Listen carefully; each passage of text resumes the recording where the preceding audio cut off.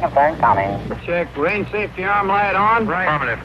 Range ready. Ready. Water system ready. Affirmative. I have a prep complete light. Locks tanking secured. Box tanking secured.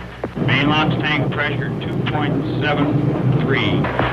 5, 10, 9, 8, Ignition. 4, 3, 2, main range, 1, 0, liftoff.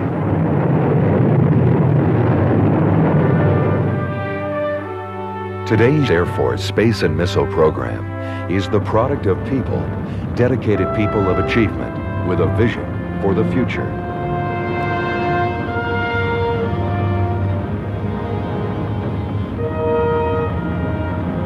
Working on the cutting edge of technology, the Air Force and its industry teams have forged a path to the world's best missile and space capabilities. The dawn of the space age is traceable to our air power pioneers, visionaries.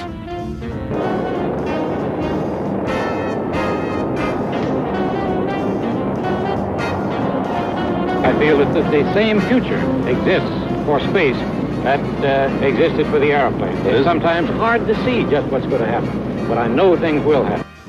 And happen they did. Franklin Callbaum of Douglas Aircraft advocates the need to establish a think tank, and the idea for Project RAN, research and development, emerges in 1945. March 1946. RAN undertakes its first study on space vehicles.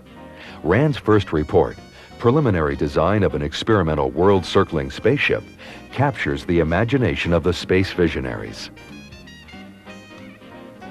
1954. RAN's Project Feedback Report and the recommendations of the von Neumann Teapot Committee give birth to missile and satellite programs. July, the Air Force forms the Western Development Division to develop the ballistic missile.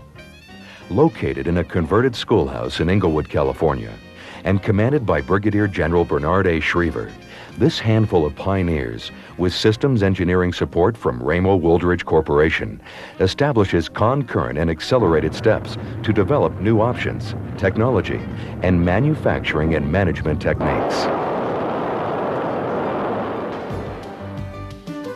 By now, Air Force planners are sure the technology is available to build an ICBM. Western Development Division's sole purpose is creating an ICBM as quickly as possible. Concurrency approach is very expensive. The cost of fielding America's first ICBMs eventually climbs to over $17 billion, vastly exceeding the cost, magnitude, and complexity of the Manhattan Project. From these uncertain beginnings, shrouded by Cold War concerns, the Air Force takes its first steps toward 40 years of space programs. 1955. At General Schriever's urging, Weapons System 117L responsibility is transferred from Wright Field to the Western Development Division. 117L becomes the forerunner of the entire Air Force space program. 1956. Washington authorizes the Agena spacecraft as America moves toward the pivotal year of 1957. The Thor and Atlas ballistic missile successes result in their selection as satellite launch vehicles. The Air Force missile pioneers turn dramatically to space. There are successes and there are setbacks. But there is always progress. Budget restrictions and questionable national support are quickly erased by a chain of events that forever changes the course of history. October 4th, 1957, the Soviet Union launches Sputnik 1, the first artificial Earth satellite. After Sputnik, U.S. missile and space programs are elevated to the highest national priority. 1958, the Air Force Atlas missile launches Project SCORE, the first communications satellite. The entire world hears. This is the President of the United States speaking. Through the marvels of scientific advance, my voice is coming to you from a satellite circling in outer space. The next year, 117L is sharply accelerated for early warning in other missions. August 1958. Headquarters Air Force issues a general operational requirement for a solid propellant ICBM, which eventually becomes Minuteman. April 1959. The Air Force Satellite Control Facility comes online, beginning the Air Force's continuing role as DoD Executive Agent for Satellite Control. As concern over a possible Soviet nuclear missile attack grows, the Air Force begins construction of an early warning network around the North American continent. Built under the direction of the 474L System Program Office, the Ballistic Missile Early Warning System, BMEWS, opens radar sites in Greenland, Alaska, and Great Britain. These sites provide sufficient warning for U.S. forces to launch a counterstrike. Deterrence is assured. September 1959. The Air Force accepts the Atlas ICBM. This marks the split in the Air Force space and missile programs.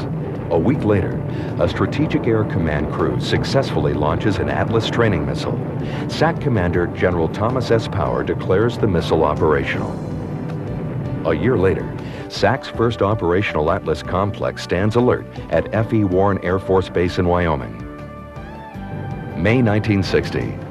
The Air Force orbits its first Midas early warning satellite, and Gary Powers' U-2 is shot down over the Soviet Union while searching for Soviet missiles.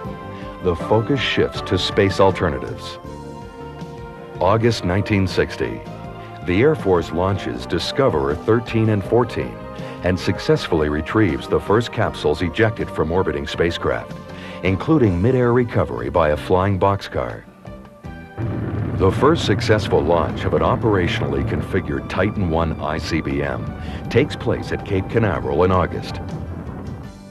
April 1962, SAC's first strategic missile squadron of Titan I's becomes operational at Lowry Air Force Base, Colorado. February 1963, Headquarters SAC declares the first Minuteman I squadron operational at Malmstrom Air Force Base, Montana. November 1963, VALA, nuclear detonation detection satellites, begin to monitor the Nuclear Test Ban Treaty. It is in this era, the space system's capabilities that today preserve and enhance our national security interests begin to take shape. These space systems include a network of defense communications satellites, linking our military forces worldwide. 1965. The Defense Meteorological Satellite Program, DMSP, begins providing weather data. When a terminal is deployed to Saigon in the mid-60s, its capabilities permit cancellation of all tactical air weather missions. During this same period, America's strategic defense system continued to evolve. The Atlas ICBM was retired from its nuclear role and was replaced by the solid fuel Minuteman. The Minuteman I and its descendants became the backbone of our strategic deterrence. 1972. Midas technology leads to an operational missile warning system with the launch of the second Defense Support Program satellite. 1979. The Air Force approves full-scale development of the Navstar Global Positioning System, including a nuclear detection package. Throughout this period, space launch becomes increasingly routine as the Air Force serves as the DoD Executive Agent for Space. 1980. The decade sees military operational forces increasingly dependent on space systems. Spurred by the nation's strategic modernization program, the Air Force increases emphasis on survivability of satellites, command and data links, and ground control systems. The goal is assured mission capability in peace and war. September 1982. The Air Force activates a new command, Space Command, to consolidate operational space activities. May 1983. SAC transfers responsibility for the Air Force's missile warning and space surveillance network to Air Force Space Command. The sites include radars at the BMEWS sites, and along the U.S. coastlines. Space Command also takes over DSP early warning and DMSP weather satellites from SAC. September 1985. The United States Space Command, a unified command, is formed to meet the needs of combat operations worldwide. These operational commands emphasize strategic upgrades to the Cheyenne Mountain Complex for space surveillance, strategic warning and command and control, planning and requirements for strategic defense, anti-satellite capabilities, tactical support to United States forces, military space shuttle operations, and satellite control with the beginning of the construction of the Consolidated Space Operations Center at Falcon Air Force Base. To improve mission capability across all levels of conflict, the Air Force enhances DSP tactical warning and attack assessment satellites, as well as environmental data from DMSP weather satellites. Discus 3 becomes operational, and Milstar, the most secure, survivable, and endurable system ever envisioned, enters development. The successful launch of new GPS navigation satellites on Atlas boosters provides a milestone in navigation accuracy. Yet, with all these successes and startling progress, space operations remain a risky business. January 1986. The loss of the Space Shuttle Challenger sharply curtails the U.S. civilian and military space effort. In the aftermath, unmanned systems are geared up to carry those payloads scheduled for the now grounded shuttle. April 1986. The Space Launch Program suffers a Titan launch disaster and the loss of a prized payload, as it had in August 1985. The loss, coupled with a Challenger accident, bring the launch program to a near halt. Fortunately, an earlier Air Force decision to develop an unmanned space booster, the Titan IV, to complement the shuttle, speeds launch recovery. Throughout the stand-down, innovative Air Force personnel find ways to keep the satellites already on orbit operating successfully and longer than expected. Also in 1986, the Air Force begins to deploy the Peacekeeper, its first new ICBM since the 1960s. Replacing 50 Minuteman IIIs, Peacekeeper is an accurate, quick-response, 4-stage missile carrying up to 10 multiple independently targetable re-entry vehicles. The Peacekeeper missile achieves full operational capability at F.E. Warren Air Force Base in December 1988.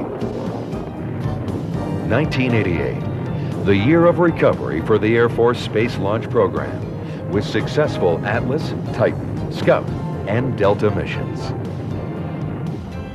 The next year, the first Titan IV rockets into space from Cape Canaveral, carrying a DSP satellite to geosynchronous orbit.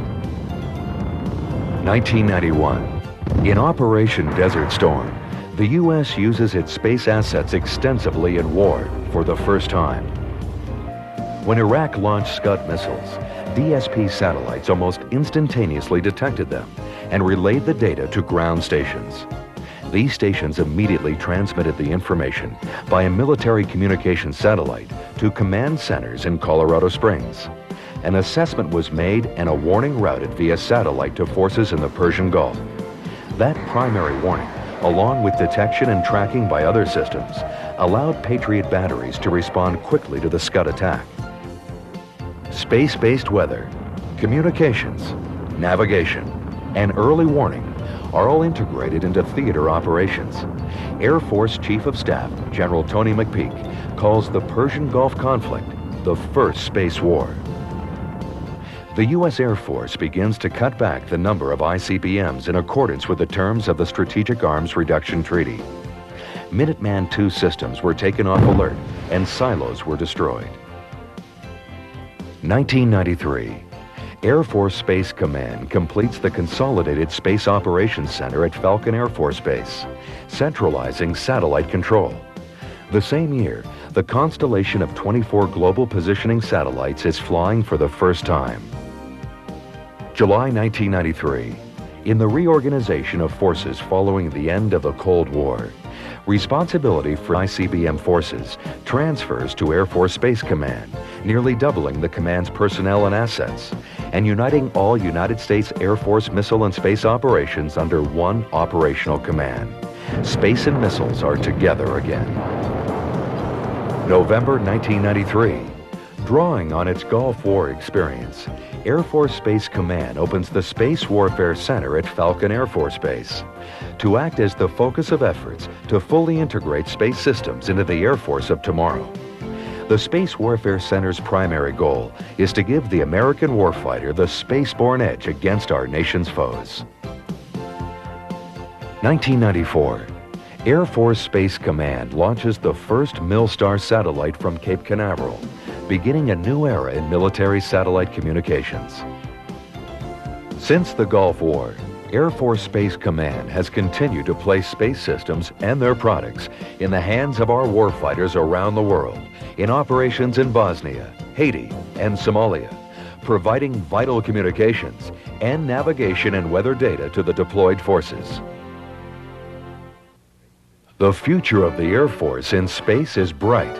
From the dawn of Air Force space programs and its early pioneers to the future pioneers who will meet new challenges, we, the United States Air Force, take great pride in our space contributions spanning 6 decades.